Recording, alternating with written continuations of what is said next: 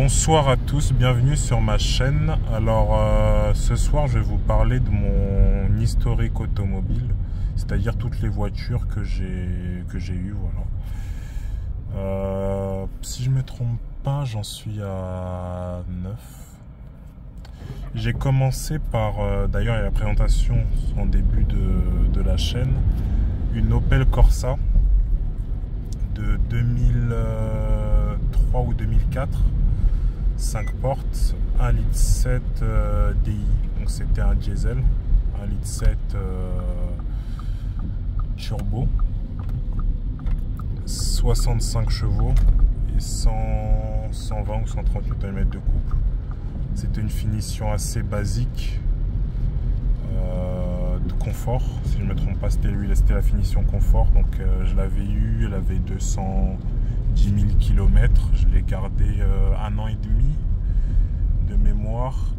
Et quand malheureusement je ne l'ai pas vendue, j'aurais aimé, mais elle m'a lâché, donc elle a fini à la casse. Je l'ai gardée jusqu'à 200, il me semble vers les 250 000. Ça remonte à... C'était ma première année de permis, donc j'ai eu le permis en 2017, donc ça remonte à un petit moment. Qu'est-ce que je peux dire de cette voiture? Donc c'était une voiture assez sympathique, enfin, pour une première voiture. Donc, niveau gabarit, donc assez petit. Voilà, c'était l'équivalent du Clio 2, quoi. Donc facile à garer, assez économique, elle consommait pas beaucoup, coûtait pas cher en entretien ni en assurance. Voilà, comme c'était une vieille voiture, elle craignait pas trop, on pouvait voilà, faire des petites égratignures, ça craignait rien. À l'époque, je l'avais payé 1500 € avec 200 ou 210 000 km. Niveau option, il n'y avait pas grand chose. Il y avait les vitres avant électriques, il y avait la direction assistée. Il n'y avait pas de clim, c'est tout, il n'y avait pas grand chose, franchement. Et la centralisation, quoi. C'était les options, on va dire, de base à l'époque. Et cette voiture était, bon, elle était en turquoise, une sorte de bleu turquoise, donc c'était une couleur un peu féminine, c'était la seule chose que je regrettais. Mais sinon, voilà, je consommais du 5 litres, 5 litres 5 au 100. Pas grand chose à redire. J'avais fait quelques modifications, j'avais mis des jantes alu en 15 pouces, c'était des Fox, elles ressemblaient un peu à des OZ Superleggera ou Ultraleggera, je sais plus quel modèle. Et j'avais changé un peu l'éclairage, j'avais mis l'éclairage de plaque et l'éclairage intérieur à LED, et c'est tout ce que j'avais fait. À la suite de ça, j'ai acheté une Peugeot 306 phase 3 en 5 portes, finition XT avec le moteur 1,8 litre 16 soupapes. Donc c'est un véhicule que j'ai beaucoup apprécié parce que c'était entre guillemets mon premier véhicule un peu puissant. Bon, pour l'époque, j'étais toujours en jeune permis, donc 112 chevaux c'était assez puissant pour moi pour l'époque. Donc 1,8 litre atmosphérique essence, finition XT.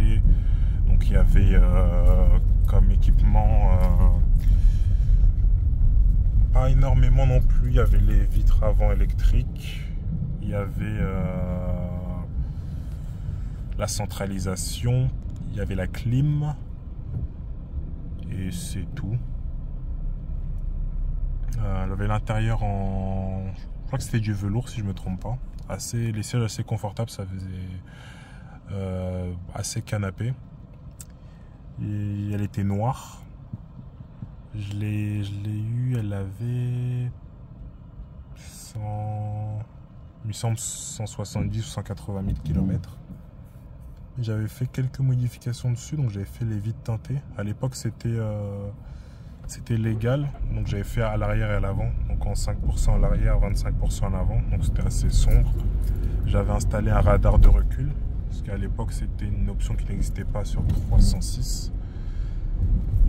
J'avais changé l'éclairage, donc j'avais passé tout l'éclairage en LED, intérieur-extérieur.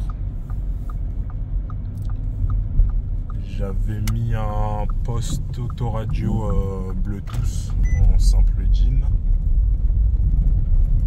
Qu'est-ce que j'avais fait d'autre? Je crois que c'est tout.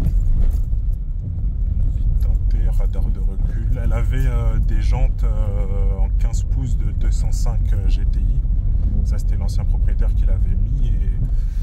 Et j'avais fait, oui, voilà, j'avais fait une modification pour rouler à l'éthanol. Donc j'avais installé un boîtier qu'on branche sur l'injection pour pouvoir rouler à l'éthanol. Parce qu'à cette époque-là, je commençais à rouler beaucoup.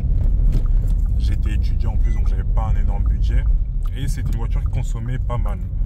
Donc elle consommait 8 litres, je fais du 8 litres 3, 8 litres 5 au 100 en mixte.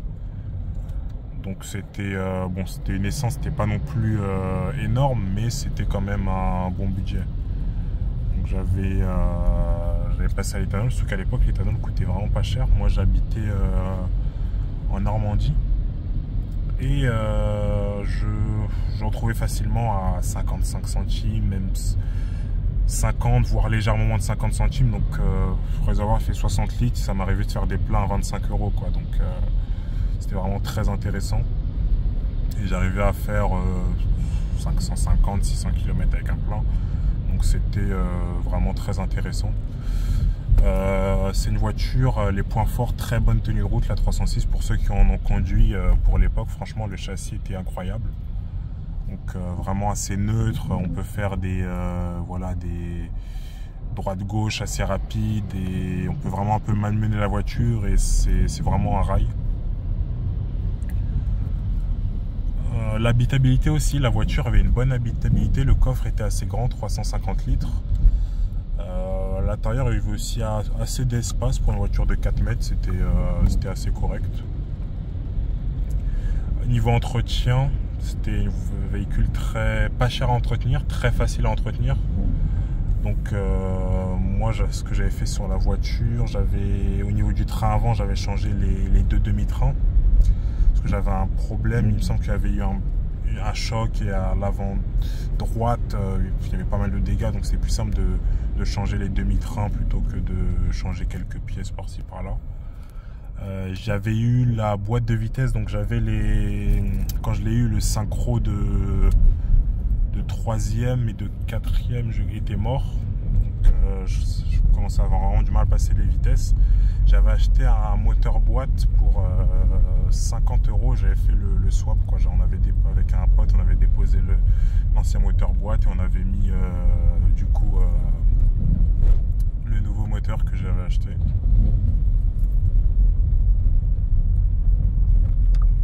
J'avais fait quoi après, des choses basiques, j'avais fait une recharge de clim, un jeu de plaquettes, jeu de disques, mais franchement c'est une voiture très peu chère à entretenir, très facile à bosser soi-même dessus, très fiable en 1,8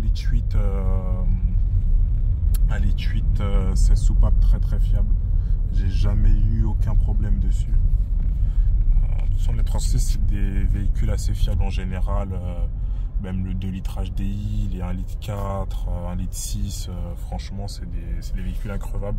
Le seul défaut, moi je l'ai pas eu, mais sur pas mal de véhicules vers les 200 000 km, le train arrière commençait à lâcher. Il y avait cette maladie sur un peu toutes les PSA de cette époque, 306, 206, Xara. En fait, le train arrière faisait un peu Gordini, c'est-à-dire que les roues prenaient du carrossage et la tenue de route se dégradait. Moi, j'ai pas eu ce problème, mais il y a pas mal de gens qui avaient ce problème sur les 306, les 206, les Xara, 106 aussi, je crois. Donc voilà, véhicule assez dynamique, belle gueule. Franchement, en phase 3 finition XT, elle était assez belle. Véhicule que j'ai vendu au bout d'1 an parce que je partais en stage à l'étranger pendant plusieurs mois et j'avais besoin de sous, donc j'ai vendu le véhicule. À la suite de ça, je suis revenu de stage, je m'étais acheté une E39. Ça a été la voiture qui m'a le plus marqué, donc une série 5 E39 phase 1, 523i boîte auto. Pack luxe si je me trompe pas, donc j'avais l'intérieur cuir, clim, donc là il y avait la boîte auto, c'était à l'époque des boîtes à 5 rapports. Elle avait des jantes en 17, ouais, des jantes en 17 à des ports à l'arrière, c'était jantes, mais c'était des jantes assez connues. Si je retrouve le nom, je vous le dirai. Voilà, c'était un gris métallisé, une très belle ligne. Franchement, cette voiture, c'était un tank, ça veut dire que super confortable, assez dynamique, même si en 523i avec la boîte auto, ça marchait pas énormément. Par rapport à la 306, j'avais pas l'impression que ça marchait mieux, à part en vitesse de pointe, où j'avais pris sans problème 230 km/h sur l'autoroute, mais sinon en accélération, c'était pas ouf. La boîte auto gommait pas mal de sensations. Voilà, donc véhicule très confortable. J'avais aussi voilà, régulateur de vitesse. Donc véhicule très confortable, assez dynamique quand même. Le châssis n'était pas trop mou. Très belle gueule. Franchement, c'était... à l'époque, je faisais beaucoup d'allers-retours Paris-Normandie et c'était vraiment... Je manque de superlatifs. Bon, à savoir qu'aujourd'hui, c'est des véhicules qui coûtent assez cher. Je l'avais acheté avec 350 000 km. Il y avait quoi comme frais à faire quand j'ai acheté? Il y avait un capteur ABS qui était mort et il y avait un triangle à changer. Vous avez payé moins de 2000 €, il me semble 1700, 1800. Aujourd'hui, dans le même état, ça se vend 5-6 000 €. En France, en tout cas. Malheureusement, au bout d'un mois, j'ai eu un accident. En fait, c'était vers Caen, sur des petites routes de Normandie. Il pleuvait pas mal. En fait, c'était un chevreuil qui est sorti et en voulant l'éviter, en fait, j'ai perdu le contrôle du véhicule. J'ai traversé un talus et voilà, la voiture finit épave.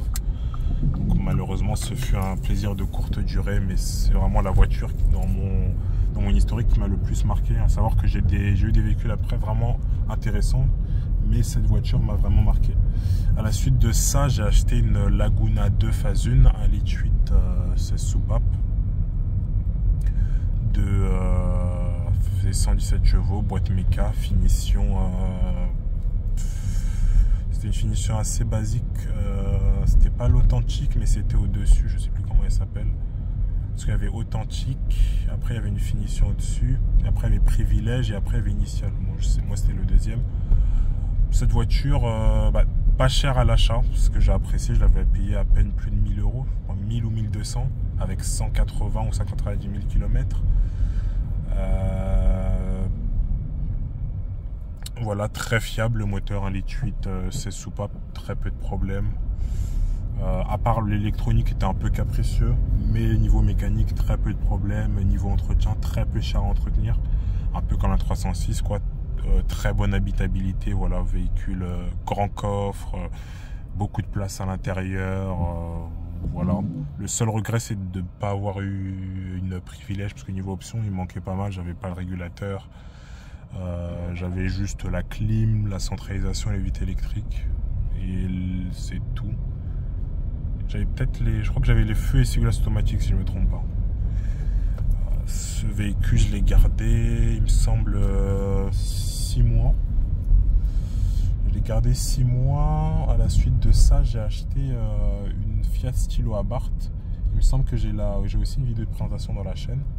Fiat Stilo Abarth, 3 portes, boîte robotisée Célespeed à 5 rapports. Donc, c'est un véhicule que j'ai gardé 6 mois. Qu'est-ce que je peux vous dire de la Stilo Abarth? Alors, niveau moteur, c'est correct. C'est un 2 litres 4, 5 cylindres atmosphériques, 170 chevaux, 220 Nm de couple, si je ne me trompe pas.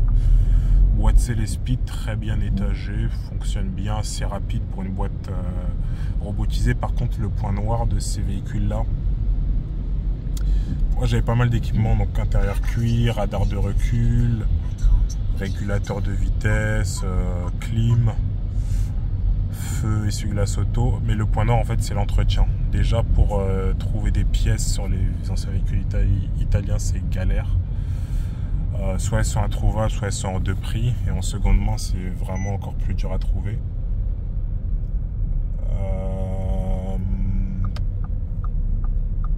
Et aussi l'entretien, c'est vraiment, par exemple, la courroie dessus, c'était, il me semble, tous les 3 ans ou 50 000 km, je sais plus, mais c'était un intervalle vraiment assez court. Le moteur était rentré au chausse-pied, donc pour bosser dessus, c'était vraiment galère. Avec la boîte, il y a pas mal de problèmes aussi sur la boîte robotisée Célespi. Moi, j'ai pas eu de problème, mais voilà. C'est un véhicule après que j'ai vite vendu parce que j'ai compris que ça allait être sur le long terme un gouffre financier. Et plus, moi, j'avais une panne. En fait, c'était l'ancien propriétaire qui m'avait, en fait, bon, je connaissais pas la voiture, je m'étais fait avoir. En fait, le déphaseur était mort, je m'étais pas rendu compte à l'achat.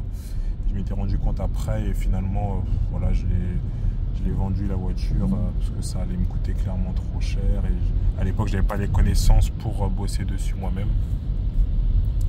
Suite de ça, premier véhicule, on va dire entre guillemets récent, j'ai acheté une DS4.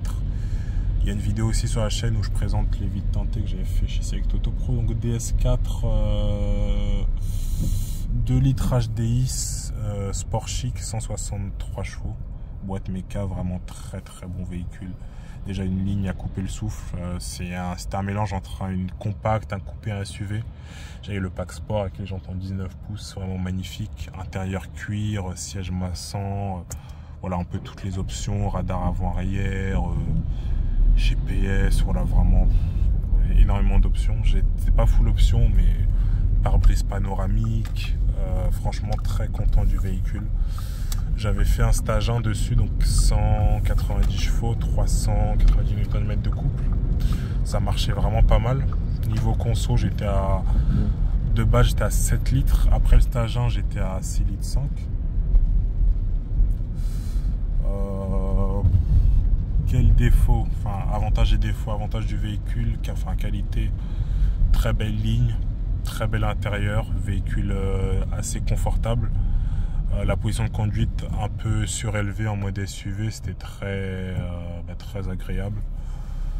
Véhicule voilà qui, bon ça reste une Citroën, enfin une DS, mais quand même on se retournait un peu dessus quoi. C'était un peu un ovni quand c'est sorti. Moi je l'ai eu beaucoup plus tard après sa sortie, mais ça restait un véhicule voilà, qui avait de la gueule.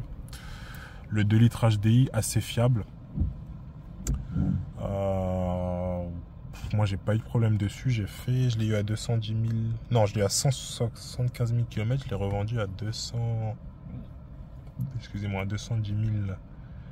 enfin je l'ai revendu, non je l'ai pas revendu, malheureusement j'ai eu un accident avec, elle a fini épave, 210 000 km, à savoir que je l'avais acheté donc aux 175 000 km, je l'avais payé 7 500 €, finition sport chic, pack sport.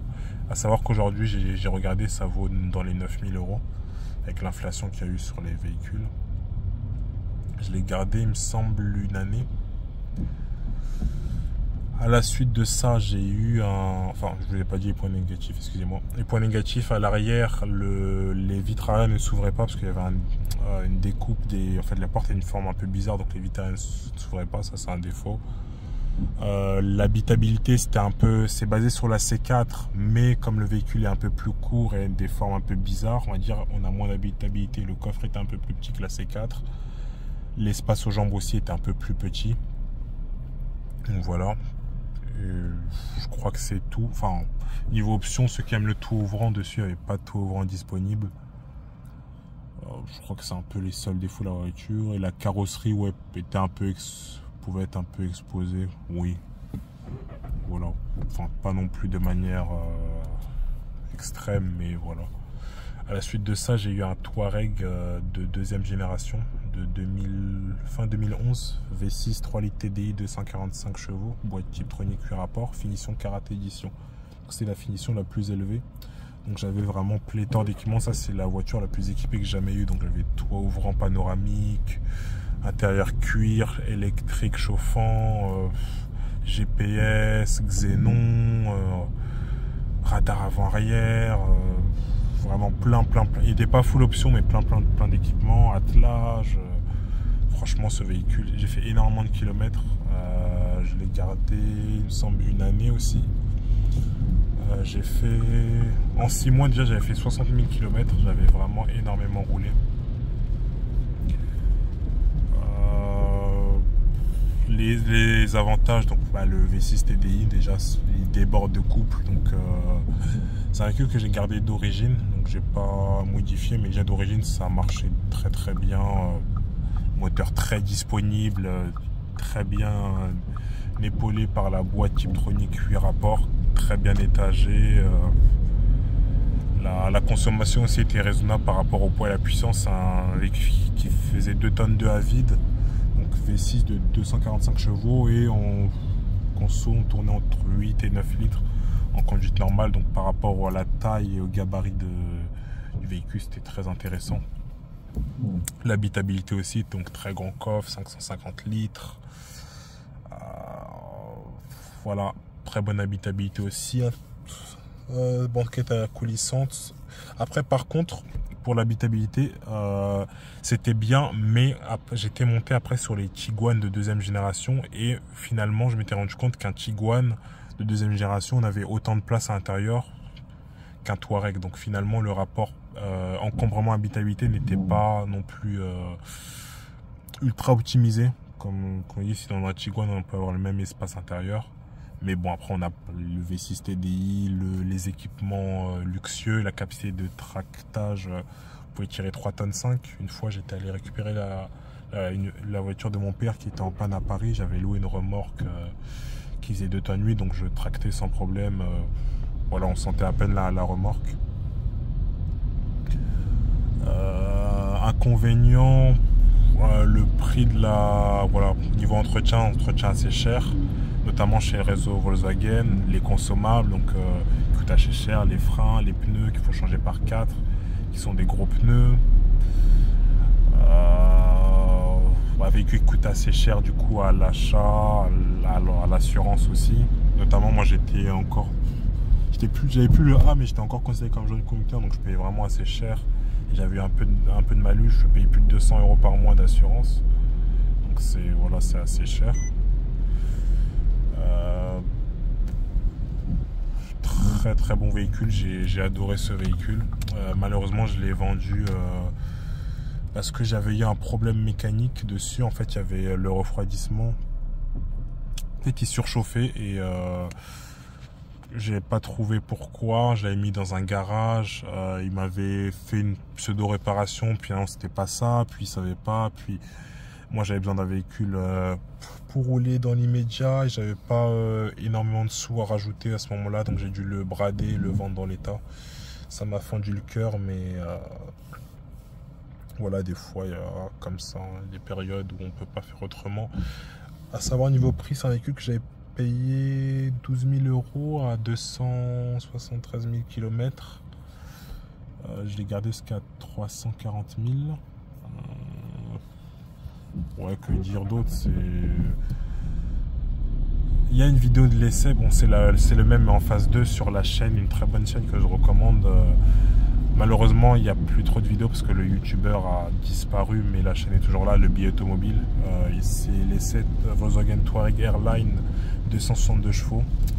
C'est vraiment, ça reflète 100% ce que j'ai ressenti au volant du véhicule. Voilà. Si vous pouvez aller jeter un coup d'œil sur cette chaîne, le billet auto.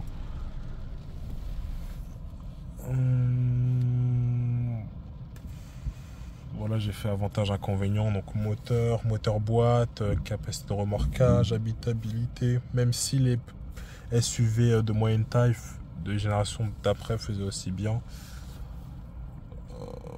Véhicule très confortable. J'ai fait un road trip une fois de 5000 km en une semaine, donc je suis parti de Normandie, Paris, sud de la France, j'ai fait l'Italie, Turin, Milan, Rome, Pise, Barcelone, puis retour en Normandie. Bref, c'est vraiment une machine à rouler. Suite à ça, j'ai eu du coup une Velsatis, Renault Velsatis phase 2, 2 litres turbo, 170 chevaux, boîte mécanique. Finition, je ne sais plus quelle était la finition. Je sais plus. J'avais pas énormément d'options. Je crois que c'était une finition Carmina, si je me trompe pas. J'avais l'intérieur cuir électrique. J'avais j'avais pas grand chose. J'avais du coup le GPS Carmina, régulateur, siège chauffant. Et puis c'est tout quoi, vitre électrique, rideau à l'arrière par soleil. Comme modification, j'avais fait les vitres, enfin l'ancien propriétaire a fait les vitres teintées. Moi j'avais rajouté un attelage. J'avais fait une reprogrammation en stage en flex pour rouler à l'éthanol. J'avais mis les jantes en 18 pouces, donc les jantes Pléiade, définition supérieure. Et je crois que c'est tout. Donc véhicule très confortable, aussi confortable si ce n'est plus que le Touareg. Moteur assez fiable, qui consomme un peu vu que c'est un moteur d'ancienne génération, donc 2 litres turbo, mais assez fiable. Véhicule habitabilité, c'était vraiment le point fort. Grand coffre, vraiment de l'espace. Je pouvais reculer mon siège à fond, les passagers derrière avaient encore de la place. Le point faible de la Velsatis, c'est la fiabilité, notamment l'électronique.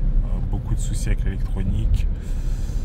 Niveau entretien aussi, c'est une voiture assez compliquée pour bosser, notamment le train avant. À un moment, j'avais voulu, parce que j'avais le train avant commençait à fatiguer, changer les triangles des biellettes. En fait, la moindre chose, il faut déposer le berceau. En fait, c'est une galère. C'est un véhicule que j'ai pas gardé très longtemps, 6 mois. Donc point positif, habitabilité, fiabilité du moteur, je parle bien du moteur parce que l'électronique c'est différent, en 2 litres turbo. Prix, c'est une voiture un peu mal aimée, donc qui ne coûte pas cher, vraiment pas cher. Prix des pièces détachées. Donc les points faibles, c'est oui, l'électronique, pour bosser dessus, le train avant c'est horrible,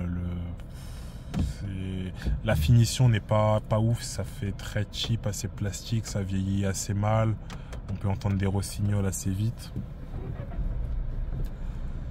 Voilà, je l'avais payé 3000 € avec 100 000, dans les 100 000, 100 ou 120 000 km il me semble, si je ne me trompe pas. À la suite de ça, là j'ai laissé le véhicule dans lequel je suis actuellement. Alors ça c'est pas mon véhicule, c'est mon véhicule de fonction. C'est une Audi A1. Je l'ai déjà présenté, mais je vais vous la représenter rapidement. A1 25 TFSI, finition Advance. Boîte méca, 95 chevaux, 175 Nm de couple. Donc c'est un véhicule que j'aime bien. Assez confortable pour une citadine, moteur assez puissant, assez sobre. Voilà, n'hésitez pas à aller revoir la vidéo, j'explique vraiment tout. Point négatif, le seul point négatif c'est par rapport à mon gabarit, je fais 1m80 et j'aime bien conduire assez loin du volant et je sais pas si vous allez voir, mais là il y a le montant. En fait ma tête est au niveau du montant ici. Ça veut dire que pour les angles morts c'est pas pratique, il faut que je m'avance ou je recule, donc le véhicule est un peu trop petit pour moi, voilà. Mais sinon très bon véhicule. Voilà, ça c'est mon historique automobile. Je suis aussi motard. J'ai passé mon permis en avril 2023, mois 2. J'ai eu première moto, donc j'ai eu 2 trails. La première c'était un Versys X 300 que j'ai gardé, il me semble, 3 mois. Je l'ai revendu parce que finalement je pensais que c'était suffisant, mais je fais pas mal de voies rapides et le moteur était trop léger. Et j'ai actuellement un V-Strom 650 de première génération de 2007. Je vous ferai une présentation à l'occasion. C'est un véhicule que j'aime beaucoup, mais je vous en parle pas plus. Je vous ferai une présentation quand j'aurai le temps. Voilà. Écoutez, si vous avez des questions sur les véhicules que j'ai possédés, n'hésitez pas en commentaire, je répondrai avec plaisir. Voilà, j'ai sûrement oublié des points forts, des points négatifs. Voilà, si niveau prix, niveau coût de certaines opérations de maintenance, voilà, fiabilité, n'hésitez pas. Et on se retrouve dans une prochaine vidéo. Avant de vous quitter, là, je me balade au centre-ville. Enfin, en ville, je suis à Bruxelles. Je vis ici depuis 1 an et demi, voilà, donc je ferai peut-être d'autres vidéos en me baladant. Pourquoi pas vous présenter certains endroits de la ville. Notamment là, on passe au niveau du parc du Cinquantenaire, donc avec une grande arche assez magnifique. Voilà, j'adore passer ici, c'est très très beau. Donc Donc voilà, je vous quitte à bon visionnage et à très bientôt. Salut.